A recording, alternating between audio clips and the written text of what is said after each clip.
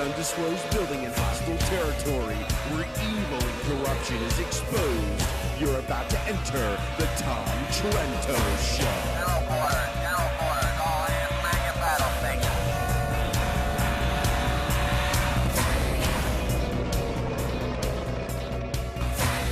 Tom Trento heads United West, a group that says it defends Western civilization against the onslaught of Islam. Oh, whoa, what is that thing there? Hi, everybody. On this, is this Friday? Is this Friday that we're dealing with here? Yes, we are. Is this, I hear screaming. It's Friday the 13th, Try that again. and we're live. We are literally live. Here we are. Jumpin Jumah Freaky Friday. It is Jumpin Jumah Freaky Friday, and we have all kinds of stuff going on. Sometimes, folks, we pre-record the show a little earlier for a lot of reasons, because sometimes our internet system with YouTube and all of that does not work the way we like it to. But guess what? We are live and in color right now, coming to you from the bunker somewhere in South Florida. After returning yesterday from an amazing day, today is the 13th, Friday the, where am I? Over here. Friday the 13th. If you're watching TrentoVision right now, if you're looking at your internets, or guess what, guys? Some of the people that watch us actually connect their computers to their big screen TVs, and they're watching us at 70 inches. 70 inches and, 4 or 5 feet high. Pretty cool. But it is Friday the 13th, about 3 minutes after 5 o'clock in the afternoon. Beautiful, typical Indian summer kind of September in Florida. And we have had an amazing couple of days, controversial days, if you can believe that it's controversial with the work we do. Today we're doing an analysis of that controversy for the sake of communicating vitally important, critically important information to the American public regarding national security, regarding the day called 9/11 and what that is all about, and the weak thinking on people in the media and even some elected officials. That's where we're going. But I'd like to welcome everyone, all our friends and enemies. We have more and more folks who don't like us that are watching us, keeping track of what we do. That's fine. If you noticed, we're pretty public with what we do. We got like a show, okay, and you can listen, so we hide nothing. And we want to recognize our good friends over at Tea Party Community. Tim, how you doing? And everybody else, the Tims over there. If you want a social network site that eschews, not interested in censorship, political speech censorship, you have to speak civilly and nicely. And there you go, right there, to that gigantic website called, I'm going to tell you about the picture in a minute for those of you watching, but go over to Tea Party Community, the great organization. One of the key sites for those of you counter-jihadists, those who are counter to the jihad.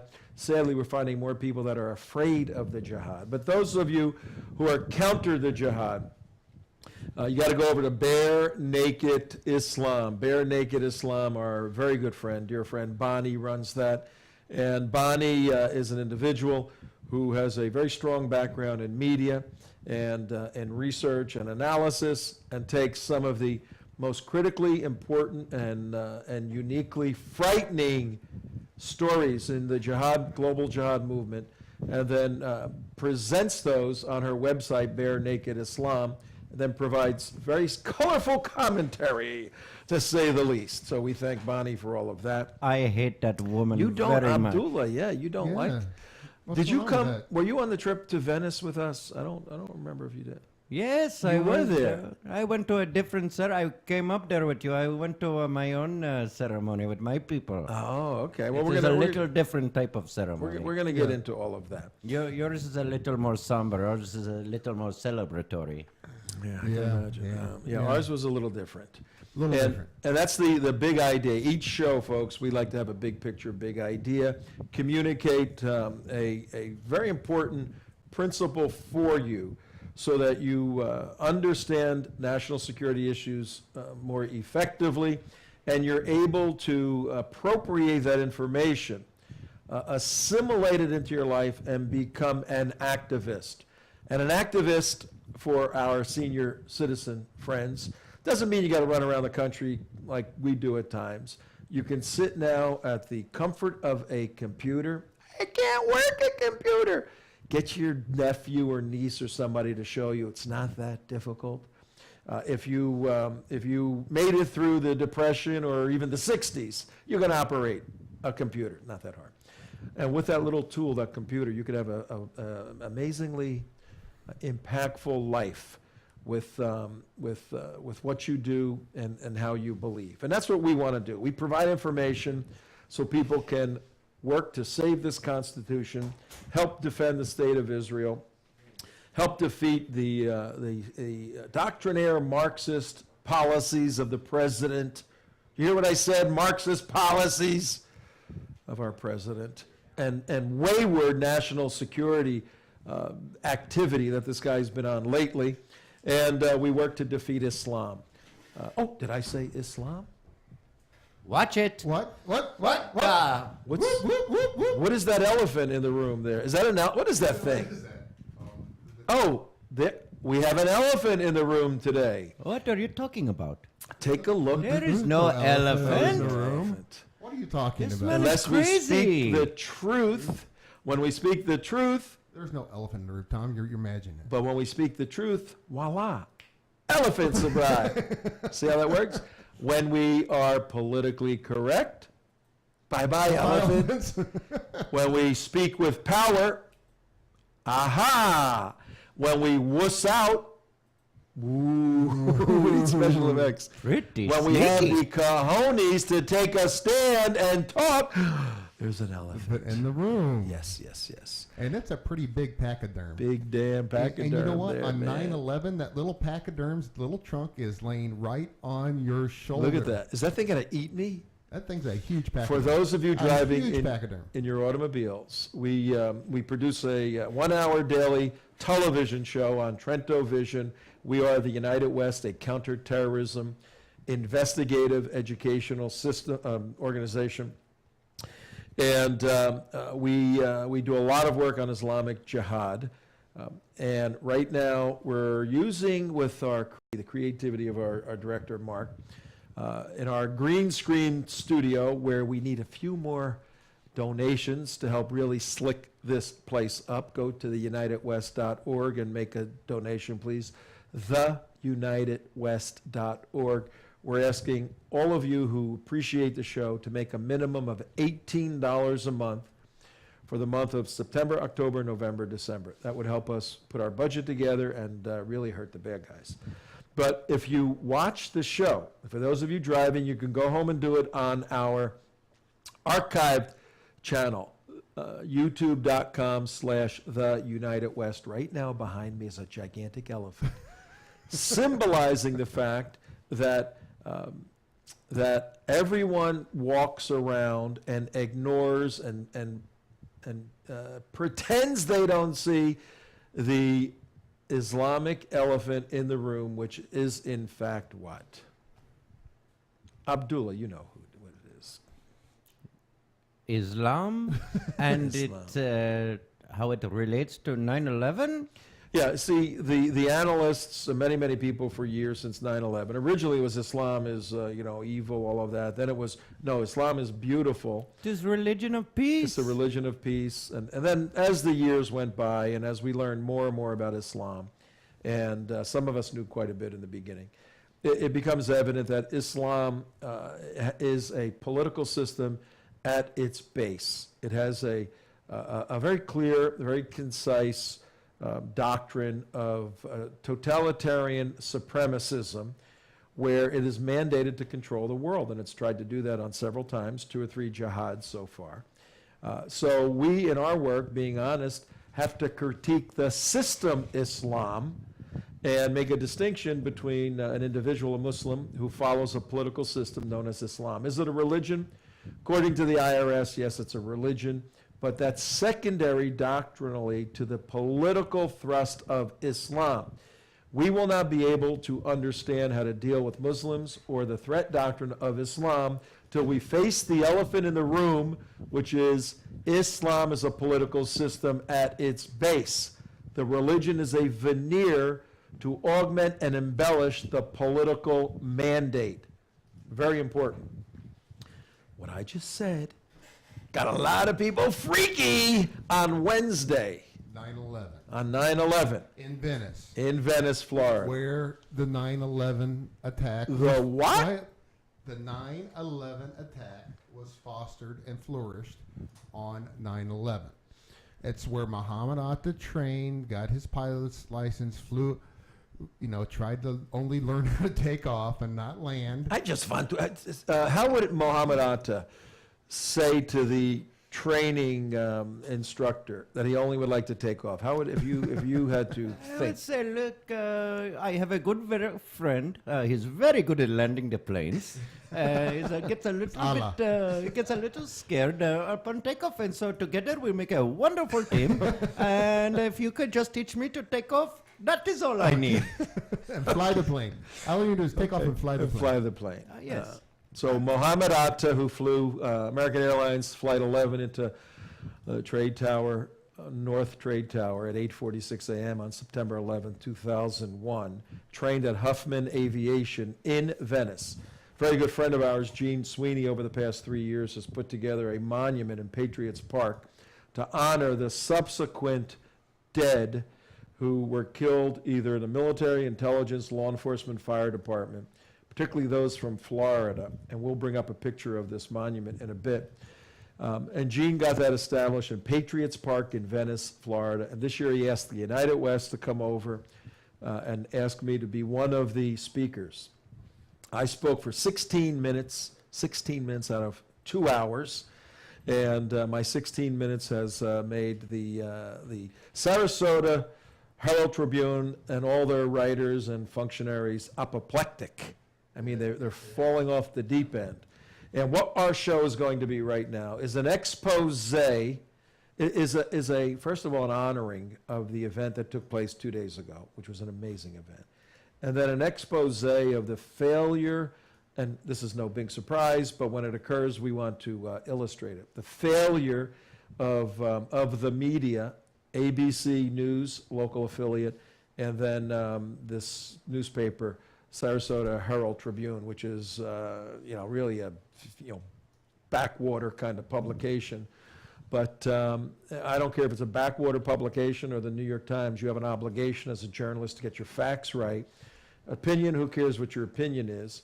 But when you lay out facts that those who make an opinion use as facts, and the facts are wrong, your original premise is wrong, their premise is going to be completely wrong, and then their conclusions are wrong, then you got to deal with us exposing that. So, Yeah, and just to take something that was one thing and completely distort it into something else, that's the travesty. do we have illustrations for our friends? Yes, we do. Yes, we do. All right, well, let's do this. Let's show a couple of moments of if this were a court of law and I was the prosecuting attorney against Mr. Trento, I would say, did you ever see the Woody Allen movie where he is the prosecuting attorney and the defendant at the same time?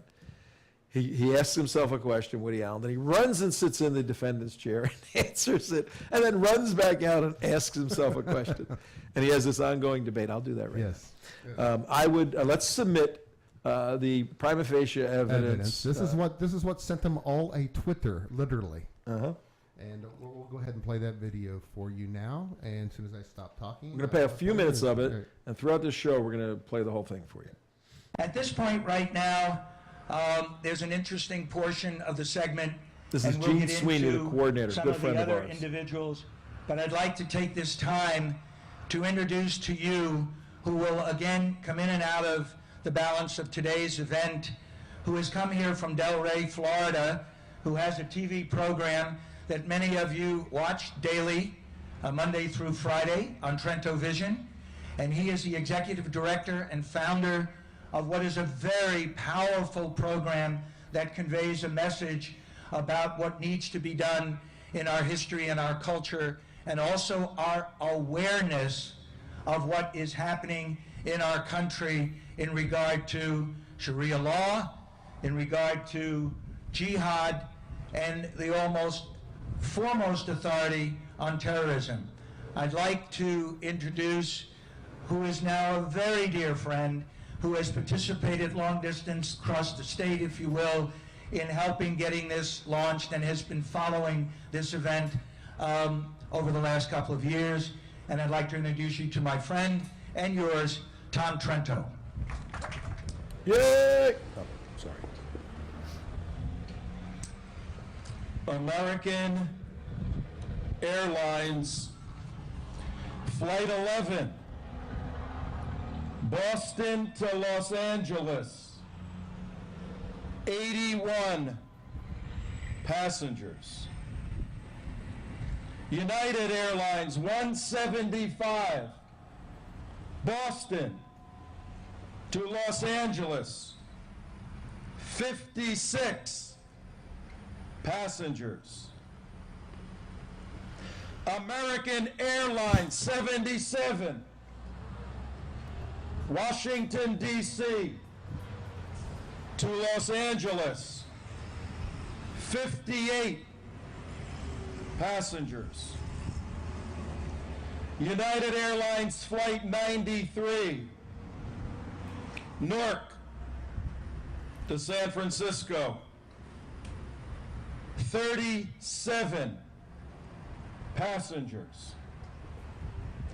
251 passengers plus 4 crews 12 years ago, right now, entered a moment in history unaware to them that morning, unaware to their families, unaware to their friends, unaware to the world, that indeed that moment on that hallowed day 12 years ago, the world and this country as we know it would change. Do not leave this Patriots Park without walking to that monument, putting your hand on that monument, and recognizing individuals motivated by that event and the death of 251 passengers and nearly 3,000 innocent Americans. Do not leave this park without touching that black granite and asking yourself the question, what does it take for a man or a woman to volunteer by their own volition to step forward and engage in an activity that may indeed result in your name being engraved in granite? Good morning, Tom Trento. Here to say hello to everybody. How are you all doing today? Okay, we can freeze it there. That was the opening of my short talk. That was 3 or 4 minutes, I guess. I gave a talk for 16 minutes. You just heard the first part of it, and we're gonna let you hear the rest of it. We may do this show in 2 parts because we got a ton of material for you, and it's critically important. We need to get to the part where the big controversy. Yeah, we'll definitely get to that today because that comes up pretty quickly next. But I got some other stuff first, and and I'll give you a little background so you understand where I was going. I see 9/11 as a day that has a cause and an effect. The effect is all the ceremony, all the bell ringing, all the tears, all the humility, all the prayers. It's basically a funeral procession, a remembrance, but if, in a sense, it's like a funeral procession, many of these. That's the effect of the cause which occurred on 8:48 in the morning, September 11th, East Coast time, 2001. The cause caused this effect. What we wanted to do, what I wanted to do as a speaker, because I knew there were going to be a lot of people dealing with the effect, parents who have lost their kids in this war. I wanted to connect in an existential manner and in an immediate manner the cause with the effect. Let's not leave this day without recognizing what happened, why the hell were we here, you know? And if you're watching TrentoVision right now, you see a gigantic elephant behind me. We made a decision to address the elephant in the room, which is Islamic jihad, and in its pure sense, Islam. Hater. Islam. You're a hater, Tom. And I could be factually wrong. If so, challenge that and correct me. But if I'm factually right, don't fry me, burn me at the stake just because I'm bringing a message. So that was the approach. And and I didn't speak until I think 40 minutes in or so. We're showing this right up front. There were other speakers. Let me ask you two guys. We have Mark here, and Damon and Abdullah too. CJ is not here today on Yom Kippur. And you guys sat through 2 hours of a very interesting ceremony. What were your impressions of this ceremony? Let's go, Damon, you first. You were there. It was extremely incredible. I mean, it ran the gamut. Really, it ran the gamut of emotion. You couldn't be any prouder to be an American because of how strong some of these parents were of the deceased soldiers and others. And, you felt proud to be an American, yet you cried. I mean, I probably cried 5-6 times. So it was extremely emotional. It seemed like it went by in 10 minutes, not 2 hours. And it just, you're emotionally exhausted when it was over. But something that was pretty amazing, unfortunately, we don't have it on film. At 9:59, I look up, and there is a big American bald eagle circling above us for about a minute and a half. Right up until... We're in Patriots Park in downtown Venice, a little tiny park. We're in there's a gazebo, and there's hundreds of people all over the place. And I hear, bald eagle, bald eagle. And what did that you was see? Me. What did you see? I saw it. I go, oh my gosh. I go, there's a bald eagle circling us. I go, how fitting is this? I said to myself, I had no way. goosebumps. I said to myself, no way. I come down from the gazebo, I look up, and I go, no, it's a bald eagle. And he just circled plain the as place. day. He did about 4 or 5 loops of exactly where we were all standing. Right. I think Alan, I saw his camera go up. Yeah. So we got to check the footage because we got to get that. I am not buying it. At You're 10 not o'clock, buying- no. No, you don't think it Tom thinks it was a drone following us. It was a mechanical. pre-release drone eagle. Right? Look, he's got an elephant on the wall behind me. So how hard would it be to put an eagle flying in the air? A hologram or something. It was a real eagle. I know Gene went nuts. And Gene said it was there the year before. Yeah. Well, there you go. Mark, your impression, or what was the most memorable moment for you at those 2 hours? Well, the emotion, like the cheering. I mean, you actually having the courage to say what the problem is. Everybody standing up and applauding. The congratulatory people that came up to us afterwards and said, "God, we love what you guys are doing. Keep up the good work. You guys are the only ones that have the courage to say, the stuff we hear all the time." But I don't know why. It just meant more. Because of it was being 9/11, and so many of the people saying it were the relatives of victims of 9/11. Also, I sent a little video, unbeknownst to a lot of people. I sent it to Billy and Karen of what was going on. Billy and Karen Vaughn, yeah. And they were just so thankful, and that we thought of them to send them the video, at like an instant. What was the video? What was it? It was of the monument with Aaron's name on it. We got a picture of that monument? Yeah, we do. But it was with Aaron's name on the wall, SEAL Team 6, Extortion 17, just great. Yeah, the monument that we're talking about, which is an extremely emotional monument. It's right there. Again, for those of you driving, don't look someplace. Just listen to what we're doing on iHeartRadio or on your WNN 1470. For those of you watching, we'd like you to send this show to your friends too after it's done. There's the monument that. That's a piece of steel of the World Tell them Trade. about that. Yeah. World Trade Towers. That's one of the beams from the World Trade Towers. Tower 1. Tower 1, and below it is a granite marble base, similar to the Vietnam Wall. It's the same material. Same material, Same font, same size, everything, so- and granite. Yep. So anyway, yeah, it's a pretty amazing site. But I want to get to what the controversy was, Tom. Okay. Well, before we do that, Mark wants to get right to the I want get to open. I don't want to run out of time. That's normally what I So do. much stuff. Wants We to got so rip much open stuff. his presents. What I'd like to do is, I got to share my impressions. I'll do that later. Yeah, do it later. Come Okay. on. But let's show a couple of minutes of Mrs. Mills. Is it the Gold Dee Star model? Mills, Dee Mills. mother of Lee Mills. Okay. I'm playing it? No. Watch this, folks. A Gold Star mother, as those of you that may not know, is a mom or a dad who has lost a son or a daughter. Dee Mills is the mother of Sergeant Lee Mills, who was killed in Iraq in 2006. She is from the Tampa Bay area, and she is with us today, and will be with us at lunch as well, for those of you that would like to meet and greet and speak with all of our speakers. Dee Mills, please.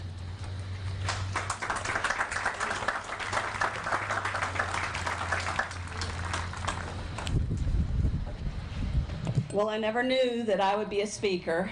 Thanks, Lee. I appreciate that. What I want to do first is just tell you that this morning I started with reflection, like all of us, and I started thinking about my son Lee, that he was a senior in high school when 9/11 happened. And it was a defining moment for him. He didn't wonder what he was going to be doing in the future. He did early enlistment into the United States Marine Corps. As soon as he graduated, he started with a recruiter, and in September, he went to Parris Island, where his life was changed forever. He was a natural-born warrior. I was not surprised by his decision, I must add. Every time he would get birthday money, we went to Army surplus store, and he bought something digi or camouflaged. He even took his daddy's field jacket from Vietnam and some corn sacks and made a ghillie suit, excuse me, so when he was paintballing, he could be the best. I love that young man, and I will all the days of my life. He was in the Marine Corps at Camp Pendleton for 4 years. And he called me and he said, "Mom, I know you're not going to understand this, but I've changed companies so I can go and fight in this war. I don't feel right about not doing my part." He said, "It's sort of like being an Olympic athlete and training all your life and never participating. I've got to go." Well, I understood, because I knew my son from the beginning to the end. He always had a smile on his face. He was pen sergeant at 21, which tells you about his character. Most of the men that served under him were older than him, but all of them have called me and told me they would have gone into hell with him, and they did, literally. Their hearts are all broken. And don't ever think that a soldier's love for one another is that of a brother. It's greater than that. It's that of a mother's love. I would go into a burning building for either one of my children. I would step in front of a bullet or whatever it took to protect them. And they do that for each other. That's a mother's love. That's why it's so hard for them to go forward. Now, I've written just a small part, and it's what I ask of all of y'all. Don't feel sorry for our families. And what I'm about to read will tell you why. And thank y'all for being here. From a Gold Star mother's heart. Our sons and daughters did not die in an accident or from a deadly disease. The loss of a child would be no less painful if they did pass away in this manner. What I wish to share is that our children put themselves in harm's way as an unselfish act to make a better life for their brothers in arms, their families, their country, and the families of those in the country in which they engage in battle. I might add, just in that order. It is so hard to live a life without our beloved in it, but God's mercy is new every day. We ask only one thing of our fellow Americans: live the life of freedom, knowing the price, and cherishing it as a gift given by our sons and daughters throughout the generations. You have not earned this freedom unless you have served on the battlefield, nor can you ever pay for it. At best, you can respect the price of freedom by making your own sacrifice to make our country a better place to live for each other. We must protect our Constitution of the United States against all enemies, foreign and domestic. I was waiting for my son to come home from the battlefield, and now he awaits my homecoming. That day will arrive, but for now, I must pay my own price for freedom daily by upholding the very oath that our military swears by. God bless you all, and thank you for having me here today. Now,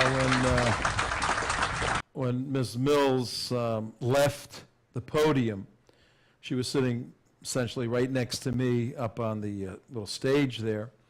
And as she walked in front of me, she hugged me. I think I had spoken before her. Yes, I had spoken before her. And, I just said, it's going to be okay. My tears are running out of my eyes. The speakers were facing to the east. It was 10, 11 o'clock in the morning. The sun was blasting in, and I had sunglasses on. Thankfully, tears were just rolling out of my eyes. I hugged her. That was one of the most memorable moments of a very memorable morning. She sat down. Think of a 21-year-old son who earned 3 stripes to become a sergeant at that young age. And I got to tell you, folks, the reason that we are in this fight, the reason why we don't draw a salary. What is that background noise there? The reason why we don't draw a salary, we'd love to, but we don't draw a salary. The reason why we do this, other than for the love of our country, when we hear Dee Mills talk about a loving mother and the love that soldiers have for one another is like a mother's love, and that her son is now awaiting her arrival in heaven, that clarifies our mission. Not even that we need clarification for our mission, but it's very, very helpful to see that we are here trying to create a world, and America specifically, where the Lee Mills of the world aren't being sacrificed in an absurd use of our military in a political war as opposed to a war to defeat the enemy. So the message that I gave, let's look at the next couple of minutes, Mark, of the message, and you'll see some of the controversial stuff. Here we go. Tom Trento, second part. Okay, couple of points, and then we will move on. It is critical as humans. I happen to be a Christian. It is critical as a Christian to make a distinction between the system of Islam and a human being who is a Muslim. Everybody here to recognize that this is a day of anger, of indignation. This is a day of righteous anger, righteous indignation. What took place and what is taking place is no small feat, no small activity. Ladies and gentlemen, we are in the definitive battle on in the epic of mankind ever. We are in a battle that has the capability to bring about, no hyperbole here, to bring about the end of the world as we know it now. And there is a determined enemy, unknown by this administration, and sadly the administration before, unknown in its essence. Terrorism, that's not the definition of what we're fighting. Extremism, not the definition of what we're fighting. I don't know about you, but those of you who have served here know it's difficult to defeat an enemy you cannot name. We are in a battle where more names will be engraved on more granite in this country, and the prospect of winning going forward, as I see it and many others that do the work I do, is slim to none in terms of defeating this enemy.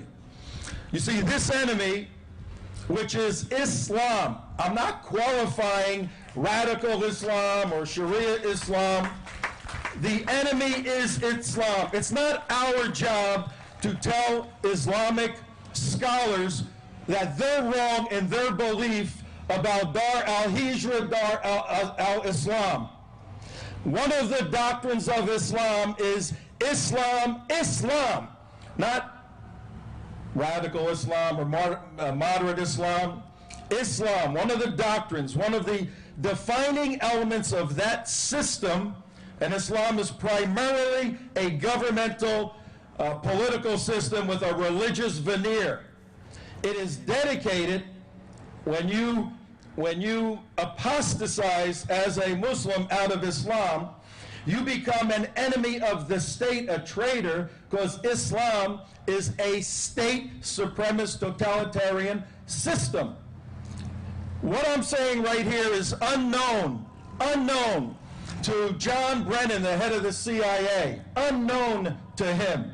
It's unknown to Valerie Jarrett, chief advisor, and Susan Rice, to this president on national security. Islam, by its doctrine, by its scholars, is in a constant state of war. Dar al-Harb, constant state of war against the West, the infidel, the Jews, the Christians. Until we understand and have a war footing that is constant, the enemy will prevail. Maybe not kinetically, but there's a cultural Islamic jihad going on in this world, equally, if not more deadly and dangerous to Western civilization.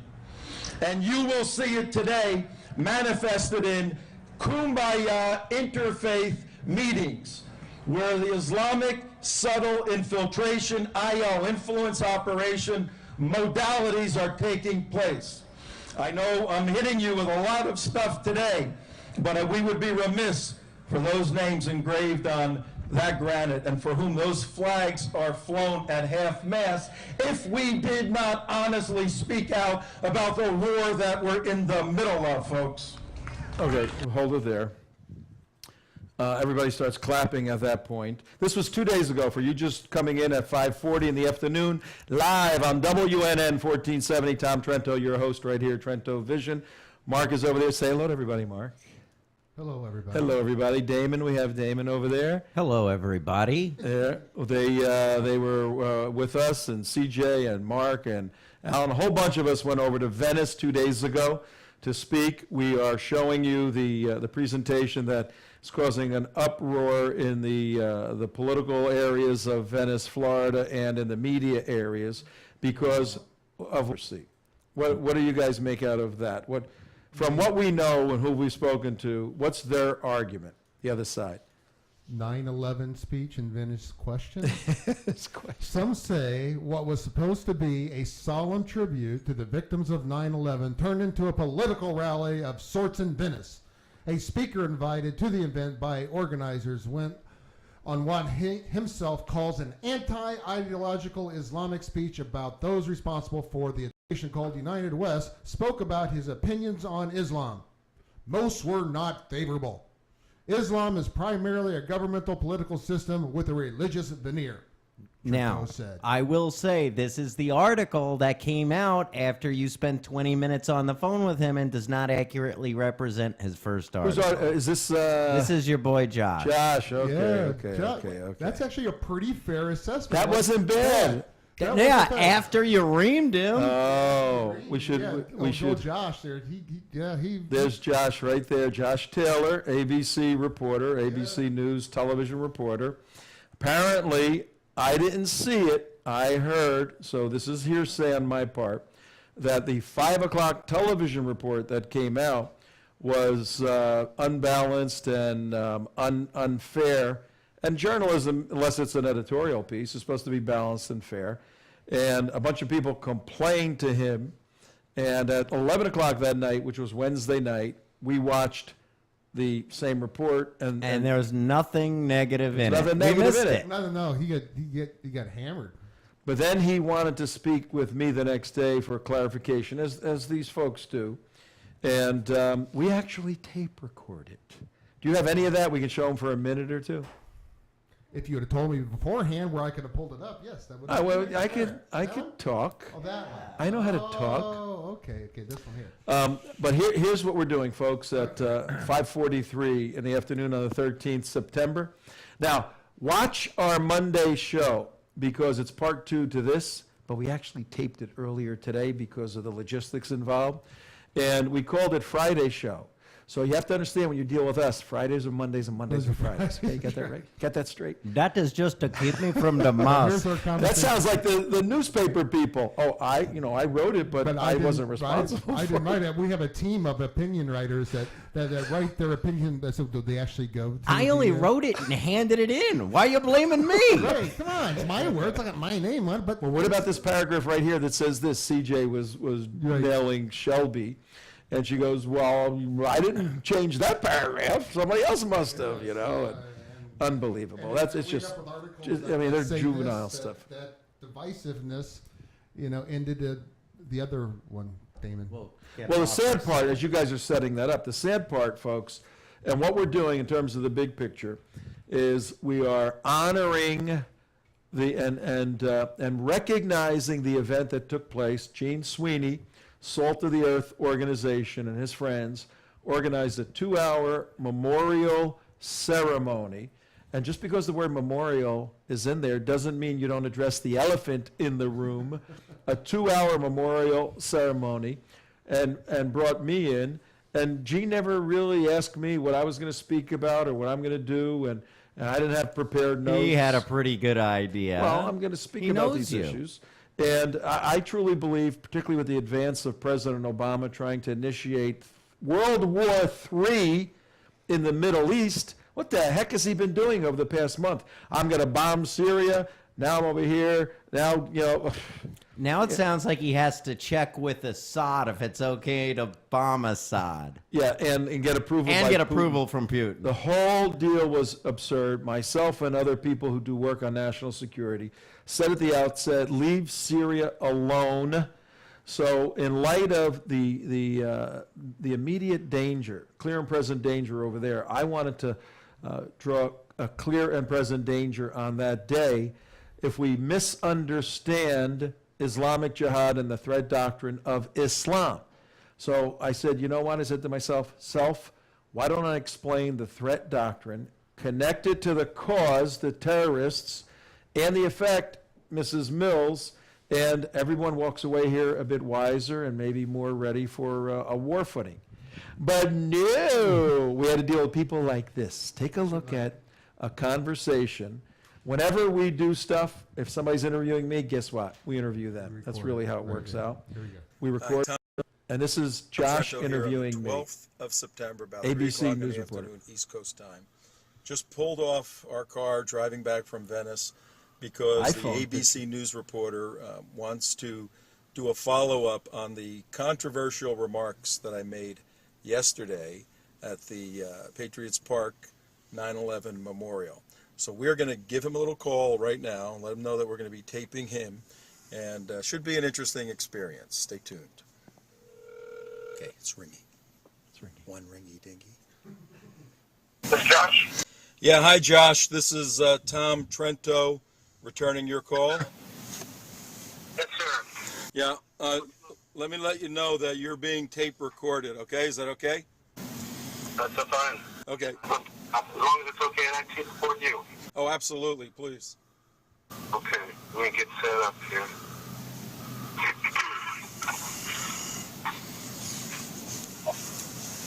Are you taping this for some sort of broadcast purpose, or? Yeah, I have a internet TV show and a very large radio show. We're going to be playing this probably tomorrow on our show live. Okay. So smile pretty.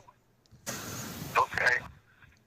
Can you just say and spell your name for me, please? Sure, Tom Trento, Trento. Did you happen to pick up a program by any chance? I do. I have a program. You do or you don't have one? I do, sir. Okay, good. Yeah, my name is properly spelled in there, and the organization is properly spelled in there. This is almost a lesson on how Proper. Okay. Yes. on how to do this. Okay. First, just to Yesterday's speech, some people I think were taken aback by some of the things said. Was that the point of your speech, or what were you trying to relay? No, I don't understand the question. What people were taken aback? What does that mean? Some people were shocked at some of the comments. I don't think some people were there for that type of speech. on 9/11. I got nothing but very positive remarks from, hundreds of people. No one spoke to me about anything negative about what I said. Okay, what was the gist, I guess, of your speech yesterday? The gist is that 9/11, the day 9/11, the Memorial Day, also ought to be a day of recognizing that we are in a ongoing war against Islamic jihad, and we should never forget that. And if we don't adapt to the understanding of the enemy's threat doctrine, we're going to lose this war. And it would be a shame on this day, standing in front of those flags at half-mast and in front of that memorial, to dishonor those who gave their life fighting when we misunderstand the essence of this battle. So do you think yesterday was an appropriate day to do that? Josh, did you hear what I said? It was 9/11. How could I didn't hear you, sir. How could it be any more appropriate? But on the day, 9/11, when people are there for a memorial. Josh. Hey, Josh, what is your degree in? Sir. What is your degree in?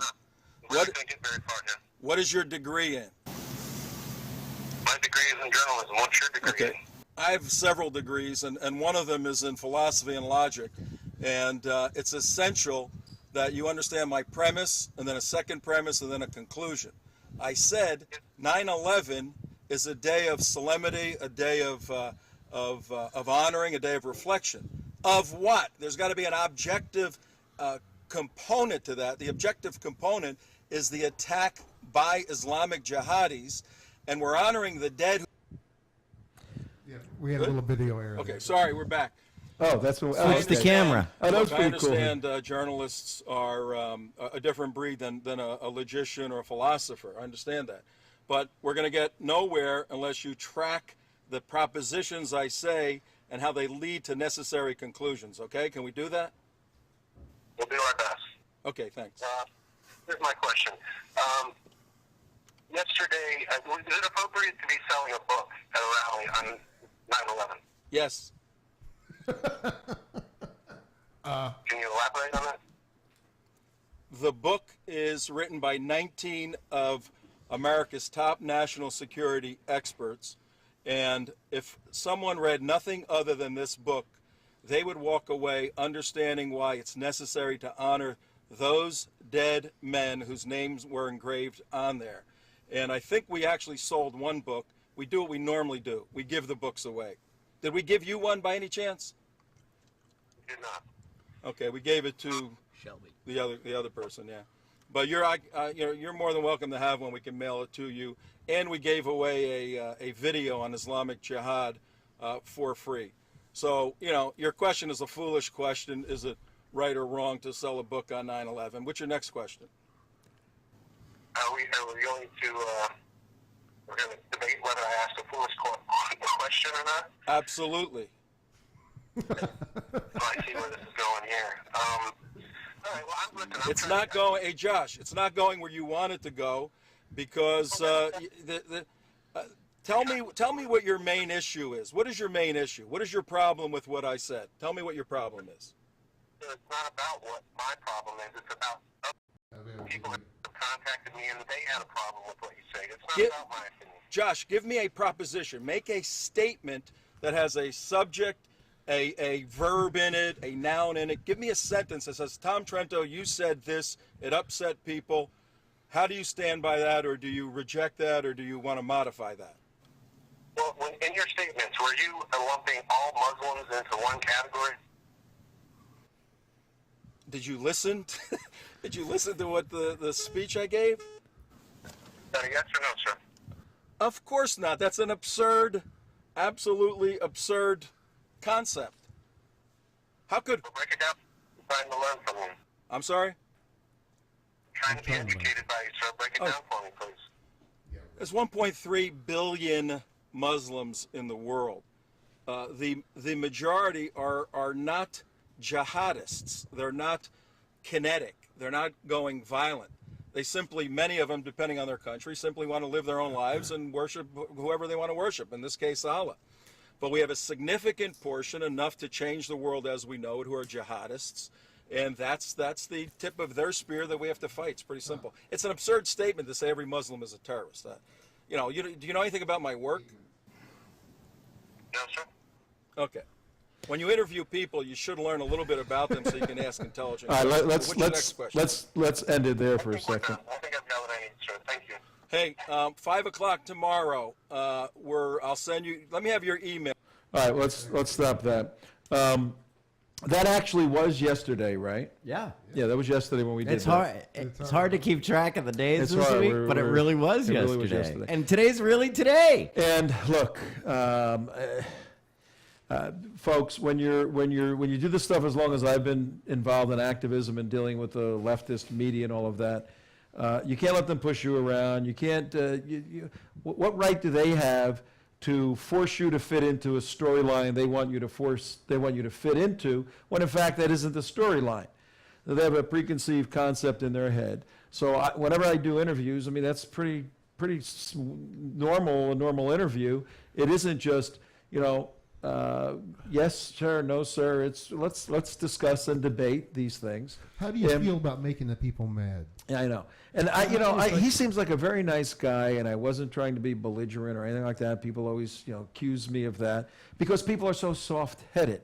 To his credit, to Josh's credit, he wrote an article after this interview. Yeah, the one that Mark wrote was the after article, which very made balanced. a couple of corrections, Yep. and he did put in that the he did a good ideology job. of He did a Islam. good job. Yeah. He But did he did a lot better job than the girl over at Herald Tribune. Shelby Oh, Webb. man, she's Shelby got- Webb Zira. Yeah, she's got. Who has Al Jazeera on her Facebook. Well, she says She I don't didn't how know I about got it. there. Oh yeah, I don't right. know Yeah, how I she got didn't know there. about I it. don't know. That's another show. But okay, somebody tell me how we're doing all of this in an hour. There ain't no way, boss. That's what I'm saying. Part three, yeah. Part 10. No, this is just too cool how all of this stuff actually, happened. But I mean, what I'm pretty amazed about, I just thought we'd go over there and do the event and come back, another film event, another just blah, blah, blah. Pretty typical things that we do. And now because the media got involved, it is like blown up to this huge, huge thing. Like, you're a hater, CARE's involved. Yeah. The Southern Poverty Law Southern Poverty Law Center. Look Southern- at What is it? What do you got? you got our Yeah, people over in Tampa. Yeah, CARE. I took the article from Station. Venice speaker denounces Islam and 9/11 ceremony. Well, that's an accurate headline. What was billed as a 9/11 Memorial Park to its anti-Islamic rally. Well, Wednesday. actually, all they did is take Shelby's article. Where does it say you're not allowed to denounce a political system or a religious system? Where does it say you're not allowed to do that? That's not politically correct. It's not politically correct. It's really not. Hey, folks, you're going to go to your Oh, graves being politically I correct. love this last line. Oh, thanks, Damon. The Southern Poverty Law says the United West base in Lake Mary is classified as an anti-Muslim hate group by the Southern Poverty Law Center. Well, read the whole quote. Now, Let me set it up for a Let me read second. one of these. Let me get to the money. I quote. need 2 minutes to close. Here. Yeah. I got a thought I want to share with everybody. Let me find it. Yeah, go ahead. Here we go. Put this one up for the peeps. Okay. Yeah, good. Mark Potok, a senior fellow with the Southern Poverty Law Center. And for those of you who follow the show, you know about them. $250 million war chest. Yeah, real poverty. Said that while thousands of groups in the United States are critical of Islam, few are as vicious in their criticisms as the United West. Quote, they are a vicious, conspiracy-minded, Muslim-bashing group, Potok said, and Shelby told us that that wasn't some old quote. She called SPLC, quote? and this is a fresh money quote. On the money. They do not like it. You are the Ayatollah of Islamophobia, apparently. Unbelievable. Well, summing this up, folks, and we will do subsequent shows on this because there is more media coverage, and it's important on two levels. One, on the 9/11 level, in terms of fighting this Islamic Jihad war. There's Mark Potok. He's a flim-flam man in a bogus organization.